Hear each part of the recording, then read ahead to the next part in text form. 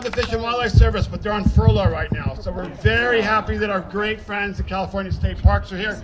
Can we thank our sheriffs for all the security they're giving here? Be a lot louder for the sheriff, please. There you go. Thanks, guys. We appreciate it. And now we're going to get up for Charles and the Sierra Club. Wait, and San Diego Climate Week. Can we give it up for the great team at San Diego Climate Week? We are very impressed with the inaugural San Diego Climate Week. Charles, Meg, and Eric and the whole team are killing it. It's been great so far. And here goes Charles from the Sierra Club. Thank you everybody for being here today. My name is Charles Riley. I'm from the San Diego chapter of the Sierra Club. Melanie here, and I have been the co-organizers for this South Bay event for the last few months. So thank you all for being here. Thank you for your interest in learning more about the binational water pollution crisis that's happening here in the Tijuana River Estuary, learning more about climate resilience, and learning about biodiversity here as well. Melanie and I just wanted to introduce ourselves and also turn it over to Meg and Erica, who are the chair and vice chair here for Climate Week. Hi everyone, thank you so much for coming. I'm Melanie, I'm with San Diego Coastkeeper. We're a member of the Tijuana River Coalition, which is a long-standing organization, over 50 organizations that have been working on the Tijuana River sewage crisis for a really long time and are going to continue to do that. So thank you so much to the Climate Week organizers for making this not only an anchor event, but the proclamation that is bringing all of the awareness from all over 100 events this week to really drive like that call to action for the Tijuana River sewage crisis. So thank you guys so much for coming. And I'd like to introduce Meg, who is one of the creators of this event, and Erica as well.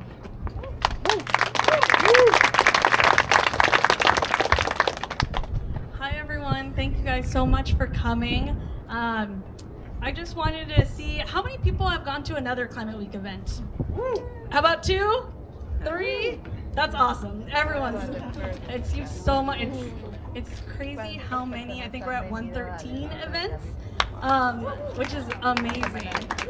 Also 105 organizations that are part of San Diego Climate Week for our first year. So love the momentum. Thank you guys so much for coming on a Friday. Like Serge said, this is beautiful, and we're so happy that you're here with us. I'm gonna pass it to Meg. Thank you all for being here.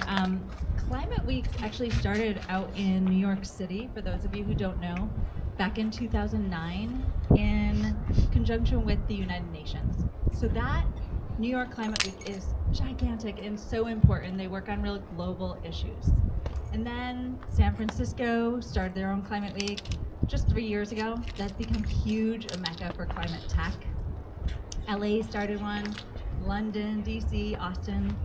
And we started this here this year because we recognize that from the federal level, we're not going to get much help. But here, locally, we have so many incredible experts and thinkers and doers that we can really build our local resilience. So thank you for being here. And we really wanted to center climate justice at our climate week.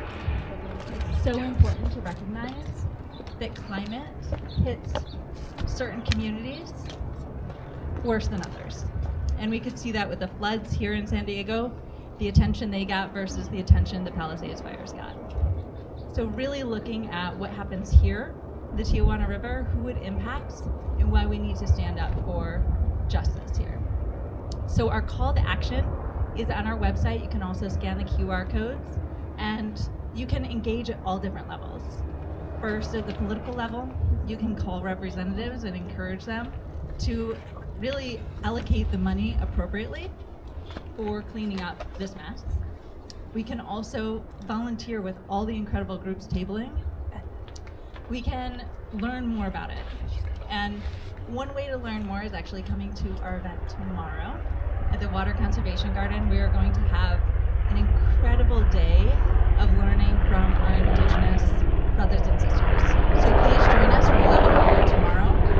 Engage in any kind of work. I really encourage you to engage with Indigenous people and learn from them. This is their lives that you're standing for. So please join us tomorrow, and please learn a lot and carry it forward. Thank you.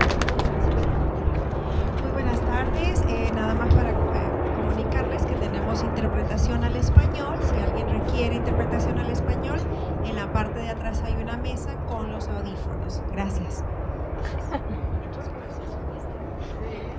Excellent. Thanks everybody for being here. We've got an all-star cast, so I'm going to get going with the introductions. I'm not going to read anything. I'm just going to make everything up.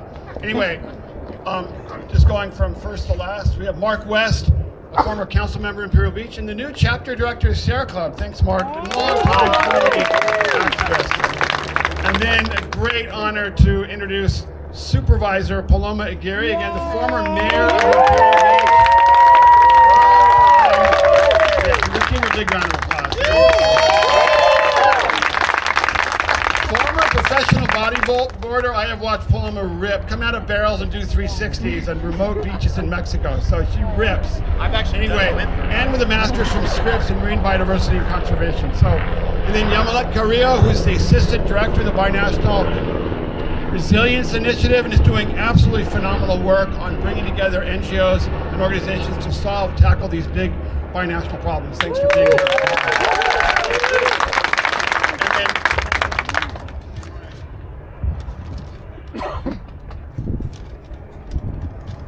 Michael Connolly, sorry, let me try again.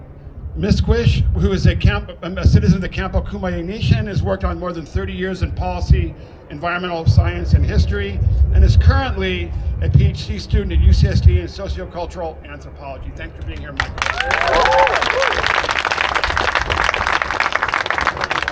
Sorry for all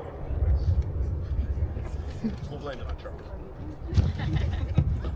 Patrick McDonough, the senior attorney with San Diego Coastkeeper, where he works on all legal policy and advocacy work. Surfer grew up in Encinitas. He will be really talking about his clean water lawsuits here on the U.S.-Mexico border. So we're really, really happy that he's here. So we're going to get this going, okay? And then we'll have time to ask questions from the public. But Michael, why don't we start us off? We talked the other day, you just gave us a really beautiful sort of origin story of what the Tijuana, the cultural sort of landscape of the Tijuana River Valley, what it means. Maybe talk to us a little bit about that. Hauka, Namita Menuea, Wichuhi Michael Connolly Misquish, and Yapkopai Milshkatai. Good afternoon. My name is Michael Connolly Misquish. I'm from the Campo Kumeyaay Nation, and welcome.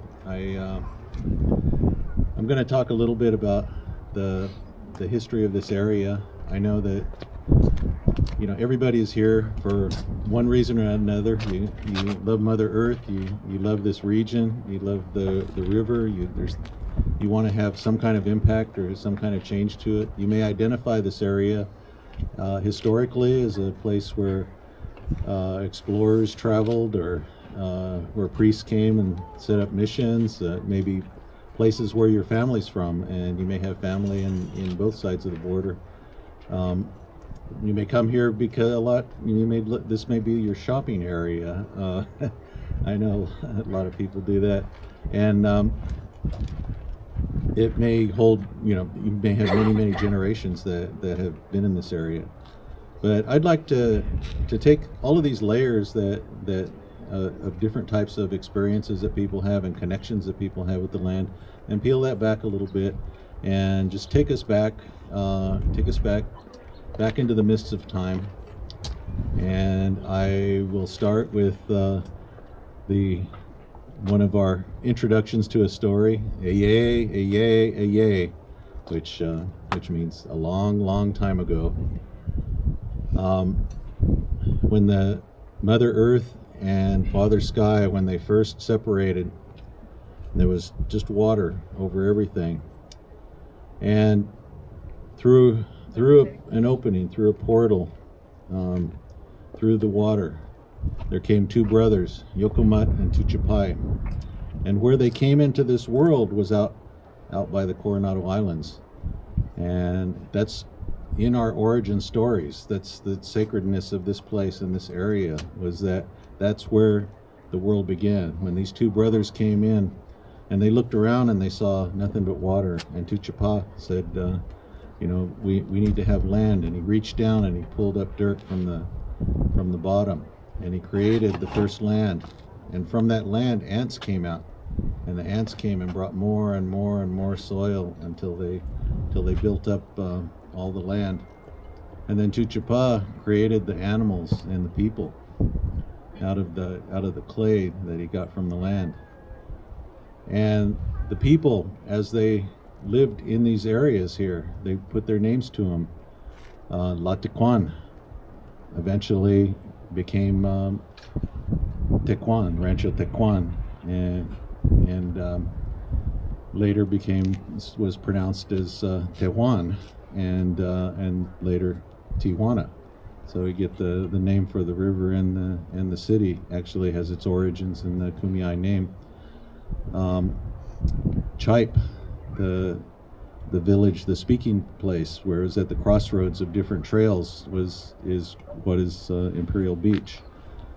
Apusquel is Chula Vista, was the lips, and it's because when you look from the mountains, you look down at San Diego Bay, it looks like a big mouth, and so that was the mouth, and then the lip, the upper lip, I guess, was the Apusquel, is Chula Vista. And and some of our names carried forward. Utai became Otai, which I've heard different translations. One of them is the weeds, but another is the big place. We debate. Sometimes we debate these things even within our own community. We had people, that were harvesting resources, and this was such a rich place. You have the Pismo clams down there at the south end of the Silver Strand, and the waterways, these liminal places where you're at the boundary between one place and another, where the rivers meet the ocean, where the beach meets the shore, or where the mountains meet the sky. Many of those are some of our most sacred places because there's energies that develop in those places, and so they're really important. So any estuary, because of that, is going to be something that we would consider an important spiritual place for us because of that connection, because of these different forces that come together there. We had women who were divers, and it was we had men divers too, but the women were the ones who did a lot of the diving, hunting abalone and different shellfish and lobster and things down in the ocean. We had men out on tule boats, and the Spanish explorers, when they came up, were really amazed. If you've ever seen a tule boat, it's not the most rigid construction. They're reed boats basically, but they were out with harpoons out in the offshore hunting, and people had nets and fishing gear. I mean, everything. We had all of these resources off the ocean, and then from the estuary. Wetlands were what we considered some of the richest, the most bountiful lands that we could have, and it was really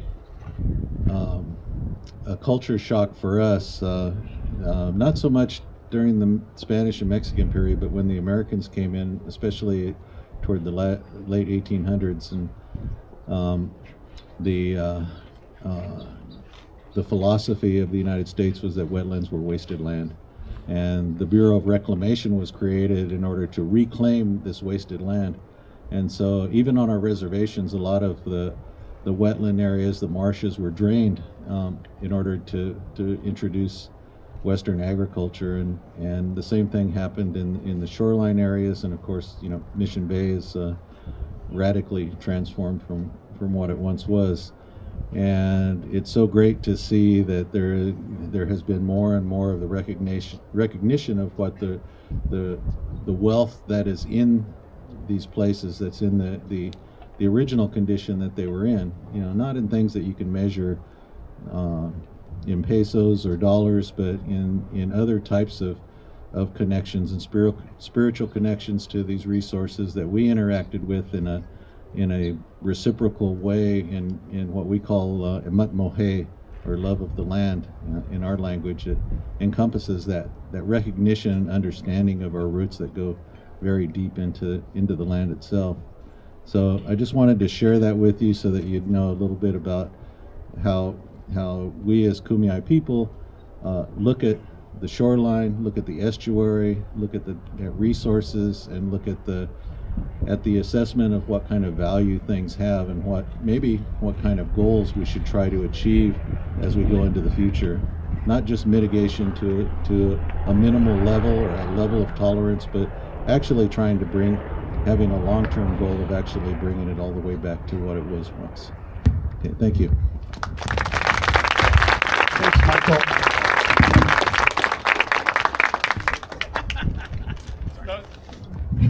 That was great, because I think sometimes in a political setting we get a little embarrassed about this word sacred and cultural meaning and what these places mean to us and how they're rooted. You know, as humans, we are designed to love place, right? Love our home.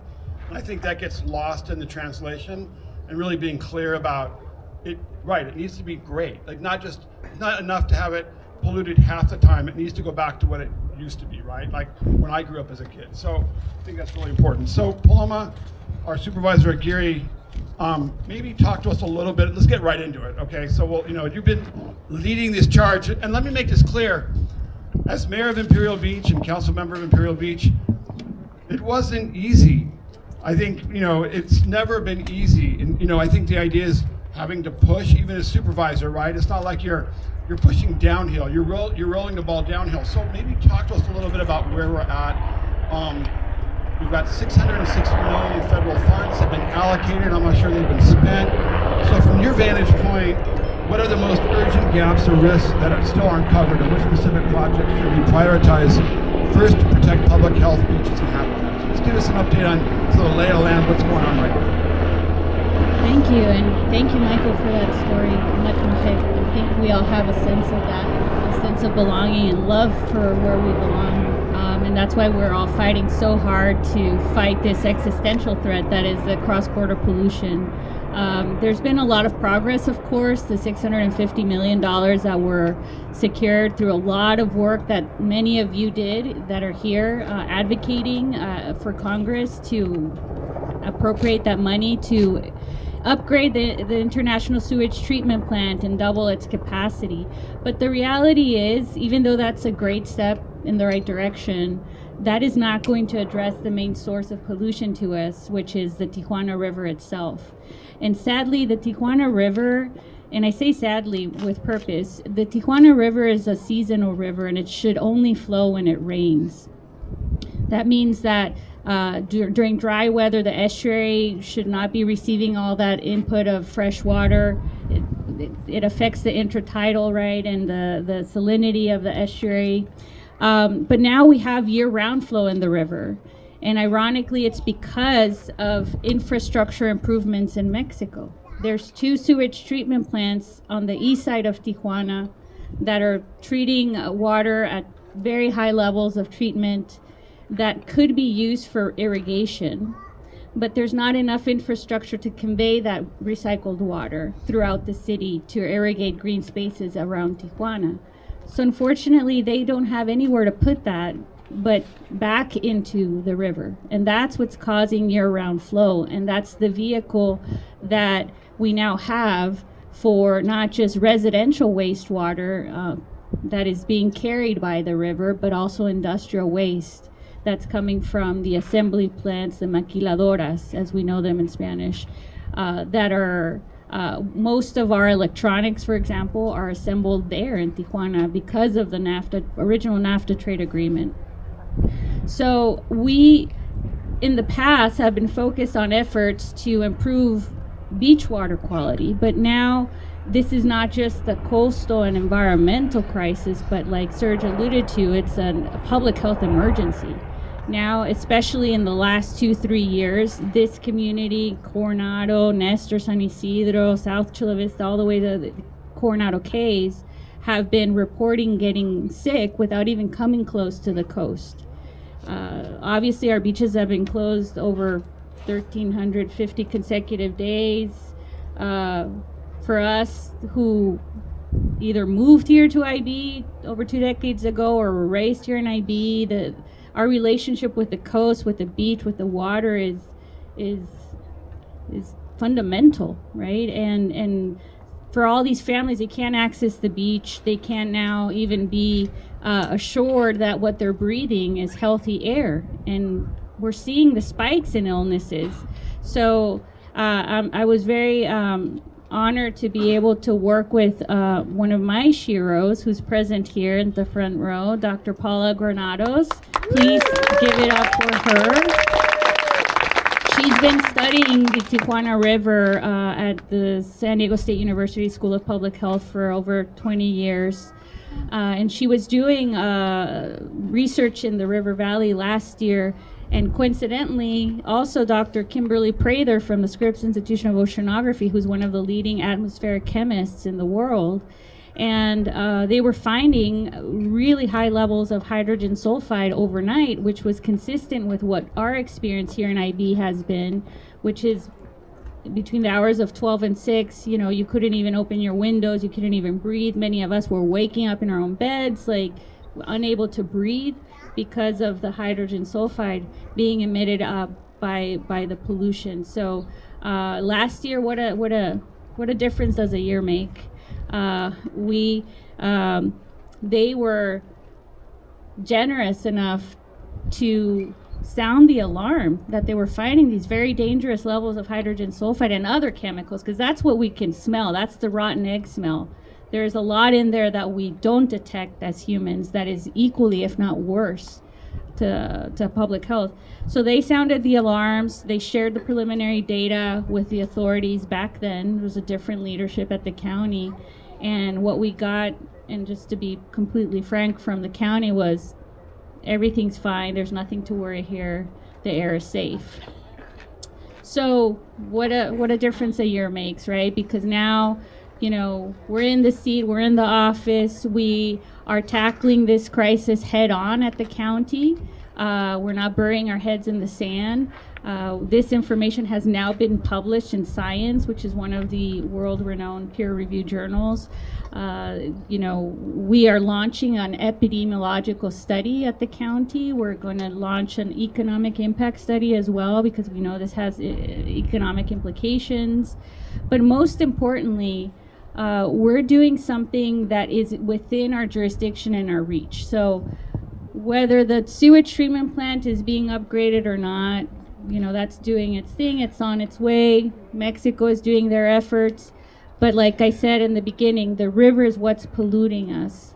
And the reason why it's polluting us so much is because there's a hot spot in the river where there's a man-made piece of infrastructure that is designed to prevent or control flooding that is actually exacerbating the emission of gases into the air.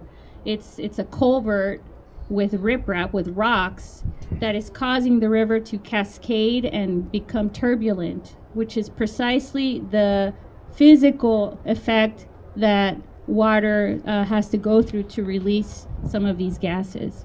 So we, as voters in the state of California in 2024, we approved Prop 4. You might have heard about it. It's a climate bond which allocates billions of dollars towards climate resiliency for our state. Part of that funding is meant to go to the Tijuana River. And Assemblymember David Alvarez recently passed a law that was already signed by the governor to allocate $50 million to go to infrastructure, wastewater infrastructure improvements in the Tijuana River. So we're going to continue to advocate for that money to come down so that we can remove that hotspot. I was just in Sacramento 2 weeks ago advocating before the State Water Resources Board. So we expect to have that funding in 6 to 9 months.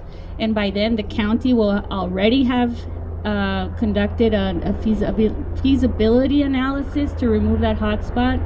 And that's low-hanging fruit that we can tackle immediately without pointing fingers to the Fed, without pointing fingers to Mexico, that will really make a difference and begin to mitigate the amount of hydrogen sulfide that we're all breathing.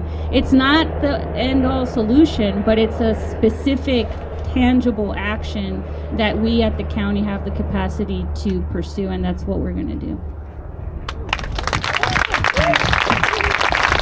That's a highlight of sort of big things we need to do and the little things that make a big difference. Little things that are huge things as well, right? So it all makes a big difference. So Mark, you've been on the front lines of this for a long time. The last time I surfed IB was with you, and we got caught in a sewage plume on a beautiful, gorgeous day when it hadn't been raining, right? So yeah, mouth of the Tijuana River, which is a great surf spot. So yeah, you've been there. You've been at the front lines of this. So maybe give us an update on sort of the next concrete steps by national and local that must follow to ensure reliable operations, reduce transboundary flows, and prevent beach closures year-round. So what needs to happen to keep the beaches open, right? Where do we need to go? Well, the first thing I would say right off the bat is we need to fix Punta Banderas. I mean, it is I don't know if you guys know this. Maybe describe that. Punta Banderas is a treatment facility in Mexico it has an 18 million gallons per day capacity. Now, that may sound like a lot, but it's nowhere near what it needs to be. I mean, this treatment facility receives 90% of the water that's actually on the western side of Tijuana, which includes all the playas, all those communities there. Now, my organization, Sierra Club, we are here to explore, protect, and enjoy the planet. Guess what? We can't do that here. I used to live in this community on 3rd and Daisy, and I got so tired of having to not be able to go in the water every day, because that's what I do. That's my life. So I decided to move away, and it has been a challenge to watch this poor community have to struggle with this. And I really applaud the work of Mayor Geary and Mayor Dedina to kind of really bring this attention to the whole South Bay area, because it's super important that all of these communities come together to work on this today. Now, Punta Banderas, it's a treatment facility, but I can guarantee you, and I'm not going to point the fingers and say we need to do something, but that treatment facility, I was down there, is not operating correctly. It is discharging directly onto the beach. This last week should have been an amazing week to be in the water. Bug season opened. Who knows what I say by bugs? Lobsters, right? Lobsters. Lobster season opened. We had a great south swell that came in for surfers. All the things that make the ocean so inviting and so incredible was not able to be taken care of, because when you have a south swell, all of that water that Punta Banderas dumps directly on the beach gets washed throughout our community, and it takes it straight up the beach. And last year, I was actually in my community. I surfed Sunset Cliffs a lot. And guess what? We got closed at Sunset Cliffs because of a strong south swell that came up that dragged all of that pollution from Punta Banderas. This is something that needs to be addressed immediately. They've got it online, which it hadn't been online for many years, or for a few months, but it needs to be looked at to make sure that it's operating correctly, and it needs to make sure that it's increased in capacity. 18 million gallons is not going to do enough. Next, I would say these hotspots that Supervisor Aguirre is talking about, there's water there. So many of us are quite aware of this, but so many of the communities in Tijuana they don't have sewage infrastructure. They just dump right into the tributaries of each one of the rivers that dumps into the Tijuana River. These tributaries carry untreated water into these areas. Some of them are actually ahead of the treatment facility that Supervisor Geary is talking about. Each one of them has a catch basin. Guess what? That catch basin catches that water, it stays there, and just sits there. When it gets released, only when the rains come. That's what it is. We need to make sure that we get, of that $660 million or $650 million, those catch basins need to be connected to the treatment facilities so that water can be treated and can be made so it's released and it's clean. It cannot be the way it is right now. Some of these, you can look across this and you can see some of those right in Playas. There is a hot spot right there that dumps. It's not as bad as the one you mentioned, but those are all different ones that need to be addressed and linked together to where we can treat all of those areas. And lastly, I think it is important that $660 million gets spent wisely to make sure that we protect ourselves from it. I think that we need to make sure that everything is built, that we are really focusing on the issue at hand, and that is cleaning up the river. That is the most important thing, and that money needs to stay towards focusing on the river and not be used for other things that are not part of it. I fully support the supervisor, and we are Sierra Club San Diego. We'll do everything we can to get. We have 13,000 members in San Diego, and we will make sure that all of our members are 100% behind getting South County the air purifiers that they deserve.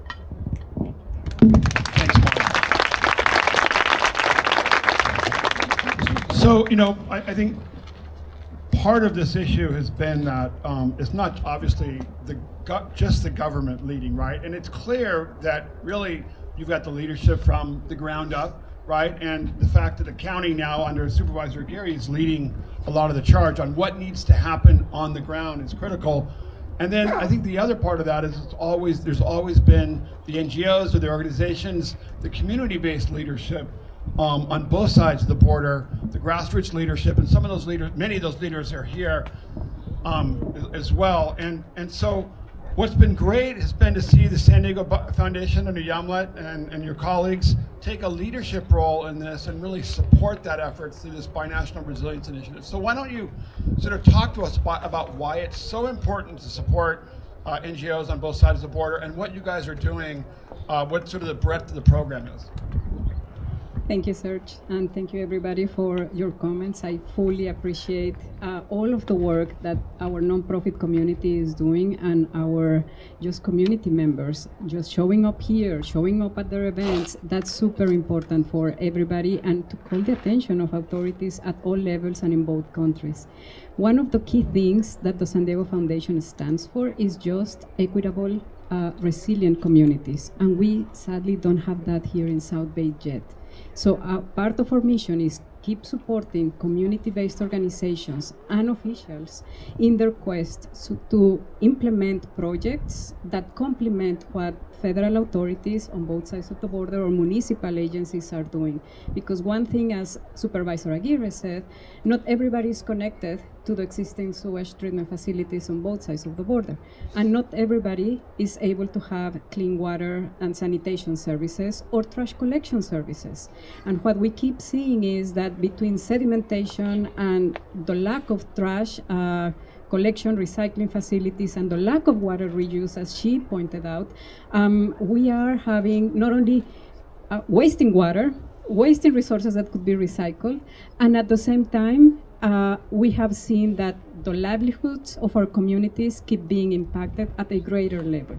So our mission at San Diego Foundation, when we decided that we couldn't keep working only within our county limits, as we have been doing for 50 years. We needed to address the fact that we share resources, oceans, watershed, with our northern Baja California neighbors. We needed to support a stronger community and stronger exchange of data, water quality data, but also of community empowerment and engagement. And one of the key things that we have been doing is in these 3 years under the Binational Resilience Initiative has been funding 55 nonprofit organizations doing 30 binational projects. 10 of them focus only on the Tijuana River watershed. And those go from hydrological modeling across borders, four walls and UABC somewhere here. Those also go towards building and providing access to water quality data, and that's the one coastal community that San Diego Coastkeeper and Proyecto Fronterizo are doing together. But also the Tijuana Estuary Foundation, they fully understand nature-based solutions and how garner stormwater infrastructure to control sediment, so they are now teaching those to nonprofit organizations across borders and also piloting in partnership with Fundación La Puerta in Tecate, the upper side of the Tijuana River watershed, water recycling or water treatment facilities at the neighborhood level, because we know that not all of Tijuana can be right now connected to the pipelines that drive sewage towards water treatment facilities, but what if we're able to complement that with at the neighborhood level water treatment facilities? So those are the type of examples of projects that we have been supporting, but as I said, it's not enough, and one thing that we are also very keen on doing is partnering with other foundations. Previous Foundation has been doing an amazing job in supporting all the environmental health and research. But at the same time, we're also continue to work on bringing more dollars into our region from the philanthropic community and also begin to work with foundations on the Mexican side. So thank you very much.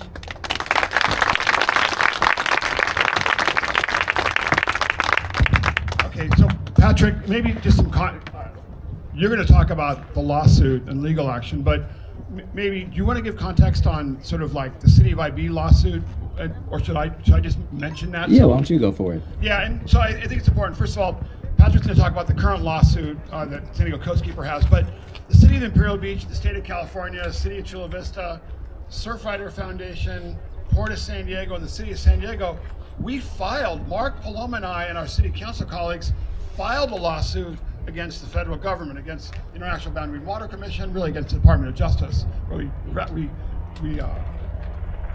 settled with the Department of Justice, and you know the reality is we won. And this is probably the start during the start of the Biden administration.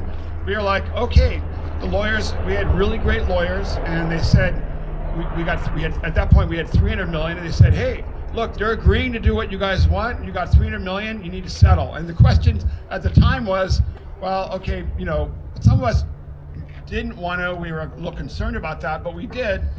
And then things just went completely out of control. Unfortunately, I left office and Paloma was dealing with it. It was not, the problem just got worse and worse and worse. Things got really bad during the pandemic, but basically infrastructure just broke down in Tijuana. And so San Diego Coastkeeper stepped in. Lots of things were happening, but San Diego Coastkeeper, and so maybe Patrick, that's your part of the story, because I think it's important to really provide that context, but also understand why you guys did what you did and why that has been really critical. Thank you. There's so much to talk about, and I'm already very verbose and long-winded as an attorney, and this situation it's so multifaceted and complicated. But yeah, we are not the first people to sue the federal government. It's so fun, right? Suing the federal government is the best.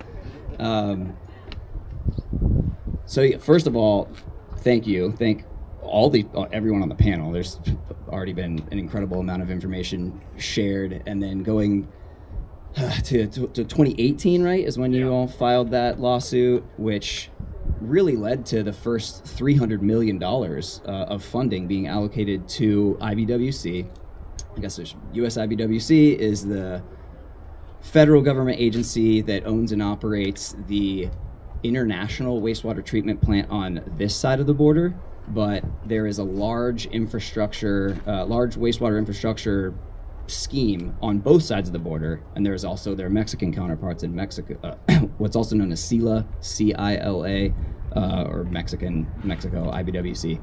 So we're talking about suing US IBWC, a US government agency, and we can avail our court system to them because thankfully, got some great information. By the way, thanks to all the rangers and tour guides for the information on the guided walks that we have.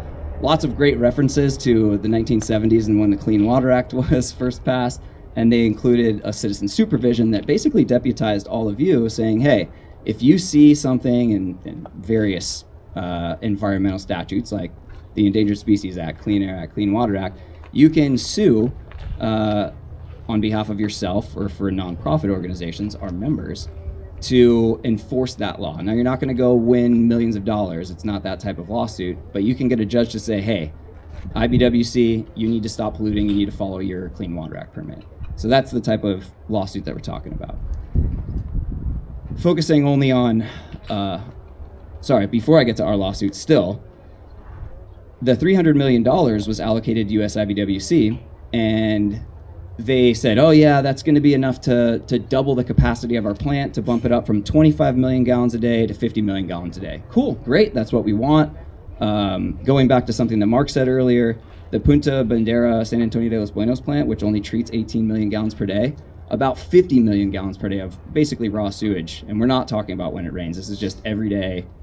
About 50 million gallons are diverted in various ways to that area, or the San Antonio de los Buenos Creek. And only 18 are treated right now, and treated poorly, to your point. So that leaves, around 30 million gallons a day, depending on the flow. That's just completely untreated going into the ocean. So increasing the capacity of the U.S. IBWC plant from 25 to 50 million gallons would alleviate some of that that would be going to Mexico. And instead, we would just treat it ourselves, handle it, and then treat it well. And then it also gets pumped 3 miles out to shore and discharged into the ocean where it's diffused a bit more. So after that $300 million was allocated and they had all these plans, they went and they were assessing everything, and then like, oh no, we kind of haven't been maintaining things very well. So it's gonna take about $150 million to just fix the plant, just to bring it back to baseline, because things were very, very, very bad. And that definitely goes to a lack of ongoing maintenance and funding.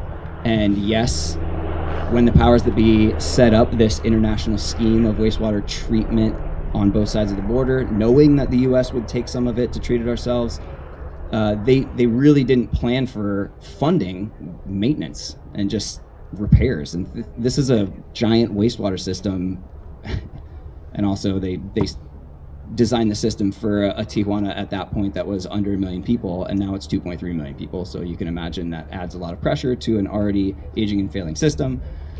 So thankfully, Coastkeeper wasn't part of that initial lawsuit, because the parties to the settlement can't just come back and sue for similar issues, but we can. Like, hey, we'll do it. Great. Sign us up. Okay. Give a round of applause. So that kind of gives the lay of the land. But, as everyone here has discussed, there are a lot of problems going on, and it's not as simple as we can just sue only the U.S. side government agency and then solve all the problems in Mexico as well. However, there are multiple benefits to this. So our case was really only 3 basic claims. It's still an ongoing case. I should also note, I'm an attorney for San Diego Coastkeeper. These views are my own. I don't speak on behalf of the organization, yada, yada, yada.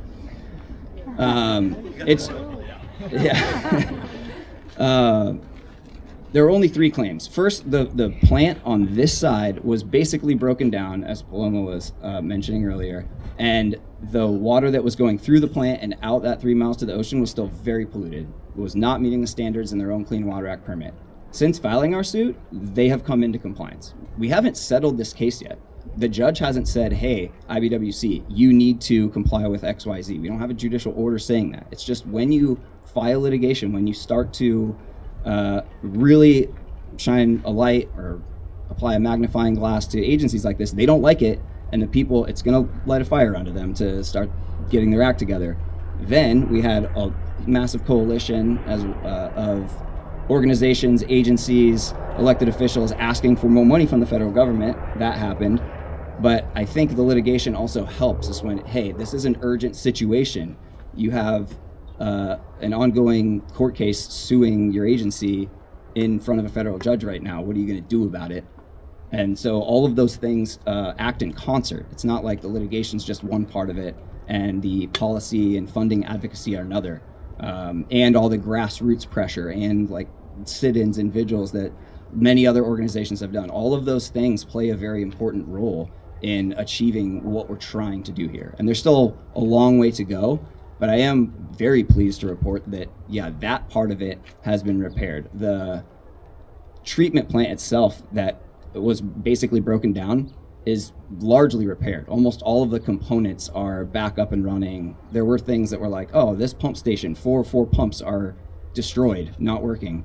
Now all 4 of them are up and running. There is the expansion of the plant that's also happening, but I guess that's not really part of our lawsuit either right now, so I'll just skip that. But there are a lot of other positives. That's kind of where I was going with this, where there are so many people working on things. A litigation is just one pressure point, but it actually is making a tangible change, but we can't stop. For everybody here, for everyone at this table, for all the other organizations that are working on this, there's still a lot of work to go.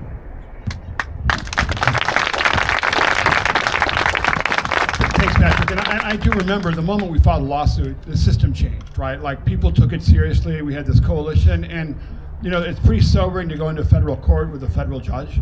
I mean, it's not like it's a very impressive, sort of overwhelming atmosphere, and it really does hold, the judge hold people accountable. In our case, the first thing the federal judge did is he went out in the field to see the problem. So that made a big difference. But yeah, that was not common, by the way. That was a very cool special story to help get attention to the matter as well. Yeah, I knew when that happened, I think was going to really help. But it's really important. So, I think this panel is really great because it just highlights all the different voices and people that you need at the table and approaches. It used to be the environmental movement. Well, only one thing matters. But I think what this highlights is we need it all, right? We need all of you. We need all of this. So we had to have a few minutes for each of you. But I wanted to just, Paloma, just get real a moment. So we've always talked about. We're not real now? No, we're not real now. No. So let's talk about the big sort of, I guess, the big elephant in the room, right?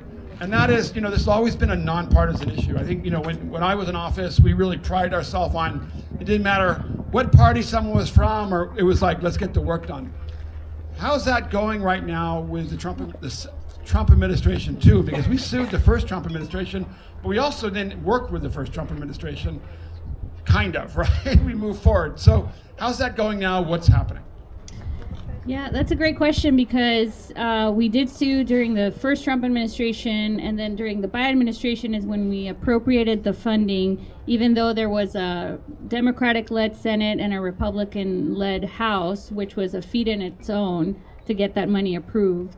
But the Biden administration wasn't receptive to us in our calls for a state of emergency declaration.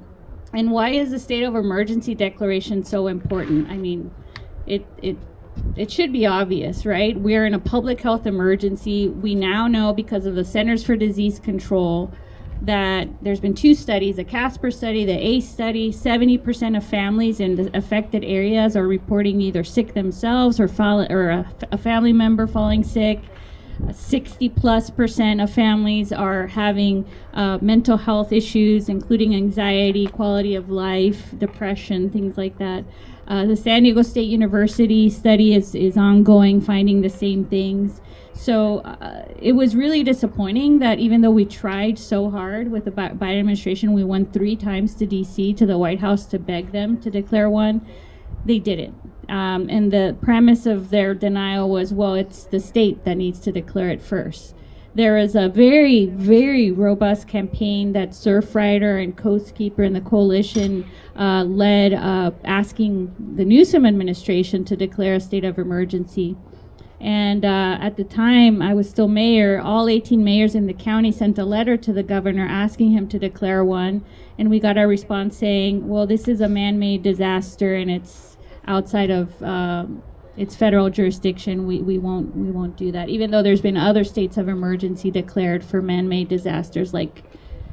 Anyway, there's been at least, 30 plus.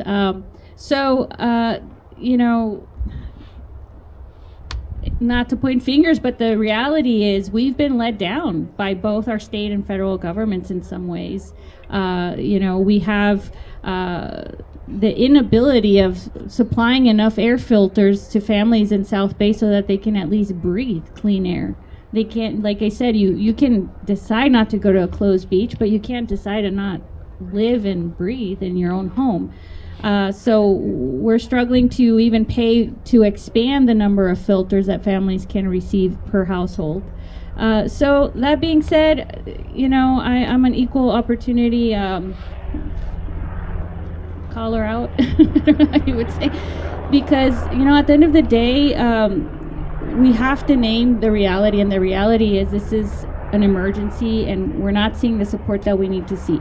I will say that at least this Trump administration has made more noise and paid more attention to it. Secretary Selden, the administrator of the EPA, was down here and committed to expediting an additional 10% million gallons per day at the plant to be completed within 100 days. He's recommitted the agreement between the U.S. and Mexico and added more projects to the priority list. Has committed having 0 beach closures by 2027. We'll see if that's the case. So for me, it's not a nonpartisan issue. If you're failing our communities, we will make you aware of it, and we will let you know that you have to do more. That's how I see it.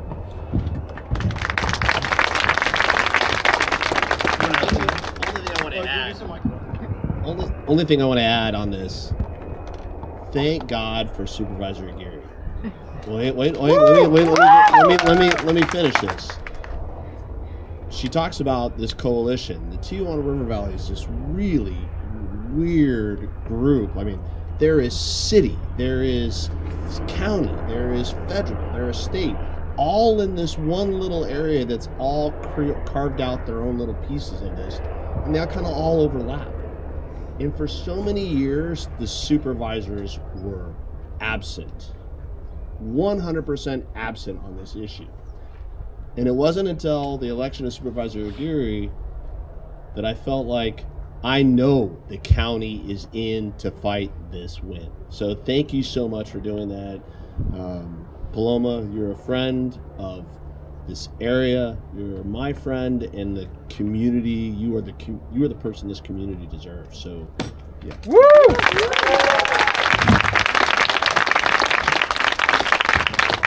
Thanks for that, Mark. And then, we're going to wrap up.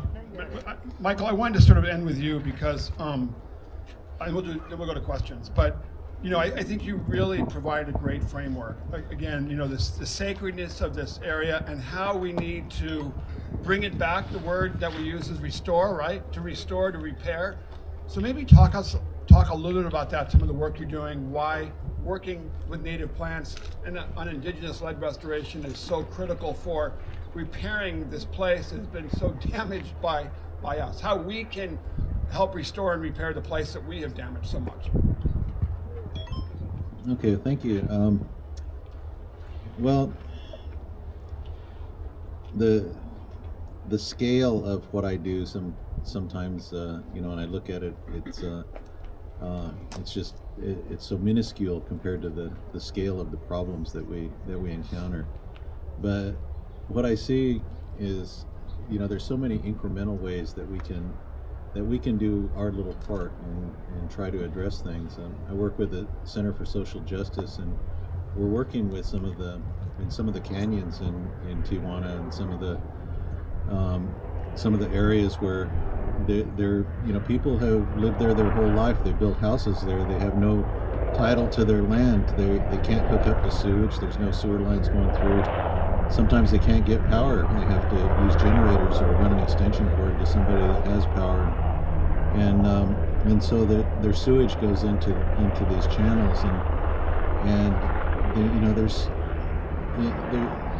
the social cost would just be so tremendous to try to go in there and you can't bulldoze them out or tear down their homes and tear down the investment that they've made. And some of them are very poor people and in fact almost all of them are people who have just labored their whole life and worked to create what they have. And so and many of them or most of them have migrated from other parts of Mexico into the area, and many of them have a tie to the land.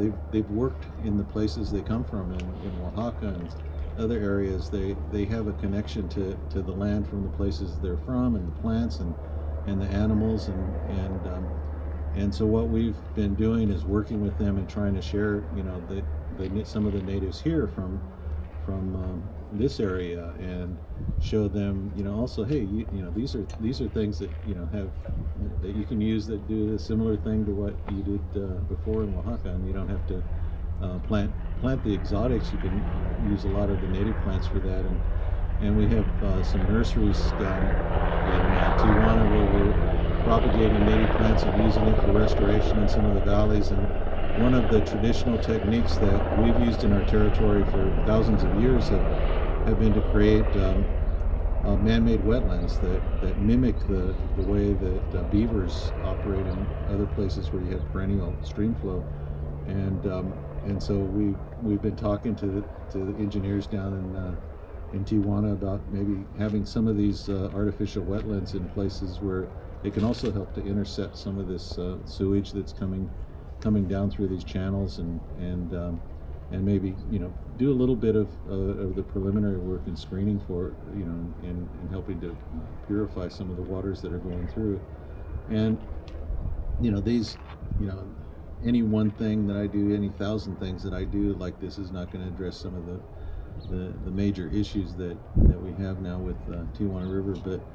But if people change their perception, if they start seeing themselves, seeing that connection with the land, changing the way that you look at your relationship with the world.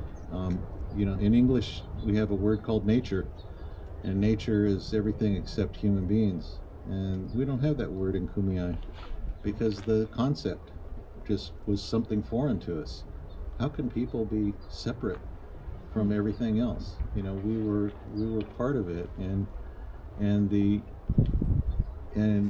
bringing back the that kind of relationship is reinserting humans as a keystone species within the ecosystem. And of course we can't go back, if everybody here, if all 5 million people in the border area all started doing traditional Kumeyaay practices, you decimate the environment. So we can't go back to that, but we can selectively take the techniques that were traditional to Kumeyaay and try to integrate them into the management and the restoration that we do, so that when we go out and do different things, whether it's stream restoration or there was a reforestation effort in San Diego, and they were handing out jacaranda trees, so there's I've worked with people in Choyas Creek, and they're trying to see, are there techniques that we can use to bring some of the traditional Kumeyaay management, Kumeyaay plants, and bring in the native species, so that we can try to at least in a small part, at least in a certain increment, start to bring back that kind of connection.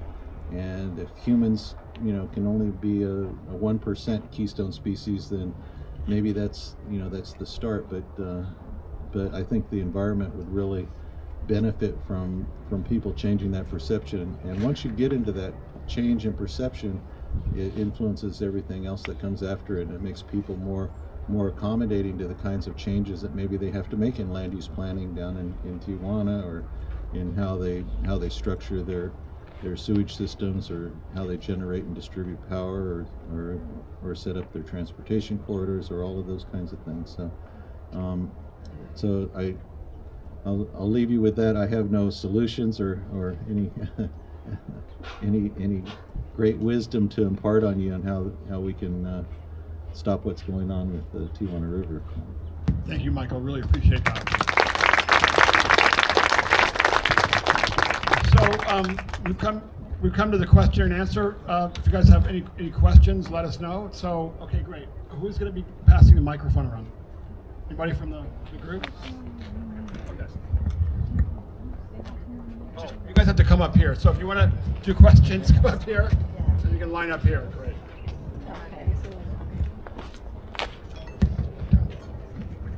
Hello, my name is Kat Henny, so nice to see you finally. And just wanting to really shout out that I was sitting and working for the water board maybe like 15, 17 years ago, and to see you all working together and having this conversation means you've really taken the conversation really far. I'm wanting to bring up today this concept that I loved hearing about the judge coming out, because when we see a place, we get to know a place. And when we know a place, we love a place. And when we love a place, we protect that place. And that place is this valley, and I know all of us really care deeply about this land. And creating access points to that land is really important. So I'm really wanting to ask, as we are continuing to tell the story of the valley, I think it's really important that we use language to invite people in, because currently with the air pollution crisis, it is scaring people away. It is giving the valley a really bad name, and there's been adverse effects of that language with the Tijuana River Valley Community Garden, and that garden is at risk of closure because of a misinterpretation of these reports and of this data. And it's devastating to see over 200 gardeners potentially lose their connection to that land, and introduce other people to that connection to the land. And so my question is, like, or maybe it's but if you have a comment to say, how can we change the narrative in a way that it's a little bit more inviting, to invite people to see the river, love the river, and love the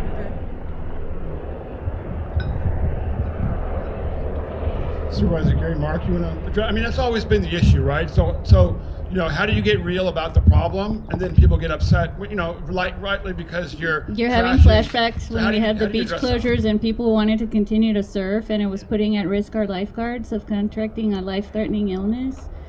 Just because they wanted to continue to serve. Like, it's challenging. It's challenging. We want to continue doing the things that we love. We want to continue to care for the places that we belong to. Obviously, the community garden, the farming in the river, it goes back decades. It's part of the ethos of the people who live there, who work the land, who are sustained by what's created there.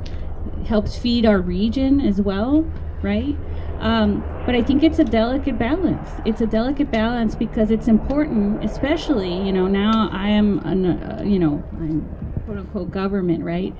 We have the task, we have the responsibility of health, safety, and welfare of the people.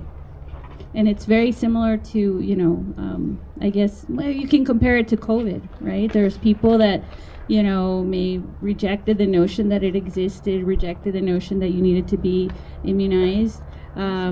And at the peril of others. And I'm not saying that's a direct parallel here, but what I'm saying is we have the responsibility to continue to uplift our stakeholders, our community members, and there's so many health benefits to gardening and farming in general. So, you know, yes, the Resource Conservation District is deciding to close the community garden. The county is going to look at options to see that that doesn't happen, and how to continue supporting our farmers and gardeners, but in a safe way as well.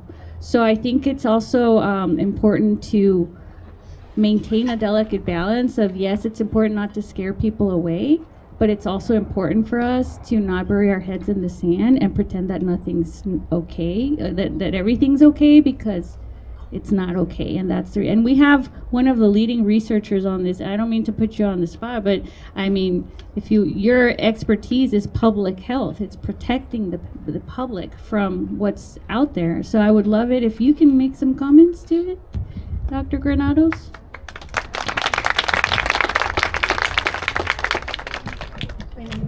Hi, I'm Pamela Granados. I'm a professor at San Diego State School of Public Health. And I feel your pain right now, because I went down and talked with the community garden folks a couple of days ago, I think on Monday when I heard the news. And I realized, you know, it's an unintended consequence. Because gardening and outdoors and access to these beautiful foods, and that's public health at its finest, you know, to have people being able to do these things that they love. And so when I heard the news, I was devastated, and I started thinking about this balance. Like, it is bad. I am the one that's in the front lines, looking at all of the health survey data, communicating with the people that are getting sick, and their children are waking up in the middle of the night, and a lot of people are getting sick. And so we did sound the alarm. We had the press conference that said this is a public health crisis. We took it from the water to the air, and I think that's the other important thing. Is it used to be just don't get in the water, just don't go to the beach. And then we proved, no, this is water to air. And now we know even what we're breathing right now, if there's a swell and there's sewage in that, the waves action is aerosolizing that sewage, and it's coming into our communities, and it can be carried for miles inland.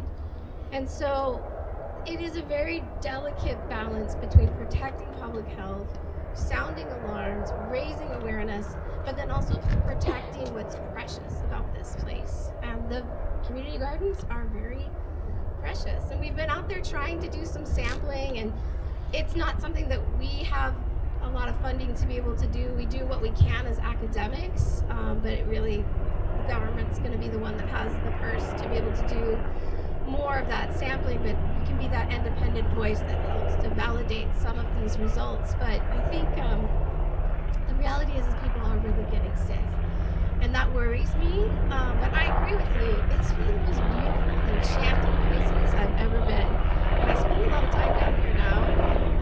I've gotten sick from the river myself. My students have gotten sick from the river because we were at the hot spot for months on end sampling, and all of a sudden we just started going down with some pretty serious illnesses, and that brought it home for us. Like, this is what people are breathing every day. I get to go back to Spring Valley where I live. I don't have to stay here. But the farmers were telling me they're sick. The horses are getting sick. People's pets are getting sick. Their children are getting sick. So how do we mitigate that? I was willing to talk with the garden people, to the board, to say maybe we have a flag. This is a high hydrogen sulfide day. We know the hydrogen sulfide is mostly bad at night. That's when a lot of people are breathing this stuff, is at night because of our temperature inversions. Maybe there's waivers people can sign that they understand. Maybe we can talk about plants that might uptake chemicals more so than others, that maybe let's not work with those plants right now, like strawberries and grapes and things like that. I think we have to have more conversations, but honestly, even as a scientist, we don't have all the answers. So, but what precautionary principles would I operate off of? Because if we think that there might be a problem, we at least I have an ethical responsibility to warn people, but this is a potential. But I agree with you, it has to be balanced. I don't know the answer, but I don't know if that helps. We don't have answers, but we're going to figure it out together. Thanks. Exactly the kind of dialogue we need. So maybe Charles, one more question. Dan, did you want to ask a question? If you don't know Dan Watkins, he's one of my heroes. He's been the guy defending the community access to the border fence. Thank you, Dan. He does some really great work. He's been in the middle of some pretty heavy situations with federal officers. So he always does it in a really great way. So Dan, take it away. Thank you, Serge. Yeah, so I have a bunch of questions, but I'll just ask one. Yeah, just ask one. And for Mr. Misquish, I feel like, well, as everybody knows, I really feel like one of the main issues that could help us in this area is more cross-border collaboration and cooperation, and I think about the Kumeyaay, how this has been their land for 12,000 years, and it's the border's only been here for 180. And I'm curious, you mentioned that you're doing some work in Tijuana, and I'm wondering if, and I'm so grateful for that, and just the fact that the land has been so fragmented, and I think that's a big part of the issue. I'm wondering if you're collaborating with Kumeyaay on the Mexican side in those efforts. We try to work as close as we can with Kumeyaay. Okay, thank you. Yes, in our traditional government structure, we had clans, and I'm from the Misquish clan, which actually is in the Tijuana River watershed, and I live in the Tijuana River watershed. I live on the Campo Reservation, which is in the upper end of the watershed, and so I have a lot of relatives in all the way down through the drainage from San Jose del Tecate to San Jose de la Zora and other indigenous ejidos in Mexico.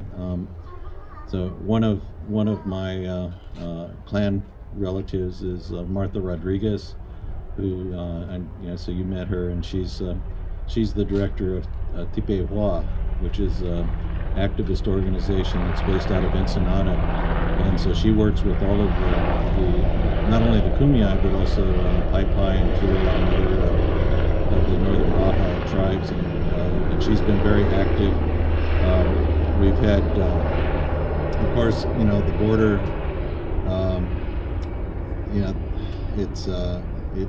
The line was drawn right through the middle of our territory, and it wasn't from. It actually goes back to the Franciscans and Dominicans when they drew the line between their territory. It's almost the same place where the U.S.-Mexico border is now. So the border line was first drawn in the 1700s, and but we had the ability to go back and forth across the border. We didn't recognize the difference. Most of the people in our territory were trilingual, would speak Kumeyaay and Spanish and English, and I remember when I was young, we used to go over to Mexico all the time to Tecate, and there were a lot of people from Mexico who would come over, and as a matter of fact, when they got ready to go home, sometimes they'd flag down a border patrol, and he'd give them a ride back to the border. So it's like their taxi service, and it's been really difficult. We have been able to work out some pass and repass privileges with the border patrol, so we can maintain our contacts with our community in Mexico, and so we do work together quite a bit.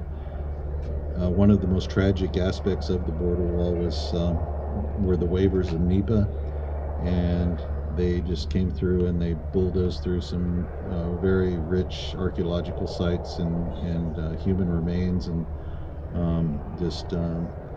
ground.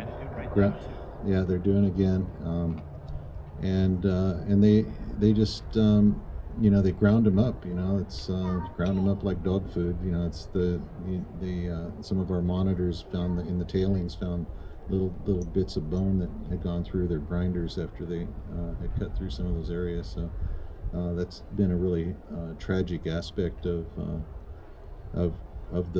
this border wall and the waiver of the requirements that normally a federal project would have to go through. Thank you so much. Charles, you're going to wrap it up with one last question. Do you want to do the call to action? Okay, great. So my question was actually about the call to action, but I wanted everyone to be able to leave with something. So if we could ask all the panelists to quickly just give a 30-second response to the question, how best can everyone here engage on the Tijuana River pollution crisis and the binational border challenges that we've been facing. I'll start even though I'm not a panelist. There is a call to action that all of Climate Week has.